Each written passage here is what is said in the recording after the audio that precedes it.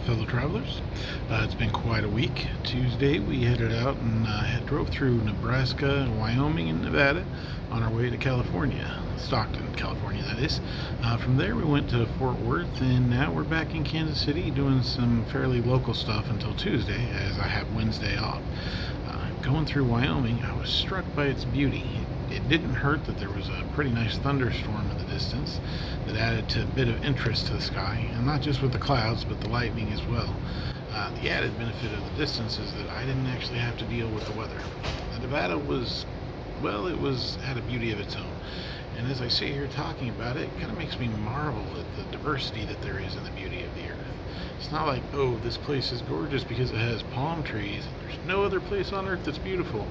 But the fields of Wyoming, deserts of Nevada, the mountains of California all have their own distinct beauty to them. I enjoyed the views of California, but not the people, as they say. The problem with California is that it's full of Californians. Thus far, California drivers have been the worst that I have encountered. Not just out of a lack of skill, but being dangerously selfish and rude, cutting people off and even trying to squeeze in where their vehicles clearly don't fit. I don't like the streets in Texas, but in Cali, it's the people. When we finally arrived in Fort Worth, we dropped our load and went over to Dallas to Fuel City, where they sell tacos 24/7. The tacos were good, but the elote is what impressed me. Absolutely loved the elote. Now we're back in KC, and I need to work on backing up for a while, and then we'll leave out again on local runs through Tuesday. Had a lot on my mind this week as I've been driving, and I'm not really sure what to do about it. I have in the back of my head some stories I would like to write, and some other goals that I would like to set in motion, but I don't really have a plan. One thing I would like to see done is the establishment of a secret society for men, perhaps with a corollary society for women. I know that sounds silly, and in truth it wouldn't really be a secret, but that's the best way I can think of to describe it. See, here's what I would like to see. A membership-based, again, society is the best word I can think of, for men to become the best men they can be. It's something that's been bouncing around in my head all week, and to be honest, maybe a little bit longer than that. But I haven't had the chance to document anything, so even the idea itself is still nascent. But there be goals and resources for all of it. For instance, partnering with tailors, barbershops, and gyms nationwide to provide perks and discounts to members and encourage men to look their best and maintain their physical health.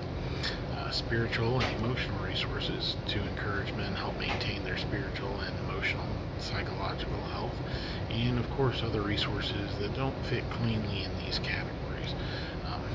Thus far, this is what I've thought of, and this, as far as what the society should accomplish and some of the precepts that would be encouraged. So one, spiritual and emotional health. Two, financial health. Three, relational health, both non-romantic and romantic relationships, and of course physical health, dietary and exercise guides. So some things, but not all, that may form the core of the ideologies would be to maintain your spiritual, psychological, and physical health. Do not neglect these.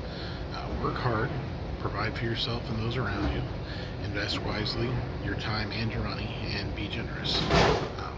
Have a productive hobby. By this I mean a hobby that actually produces something, like woodworking, smithing, brewing, anything that once the task is complete will leave you with something tangible in your hands.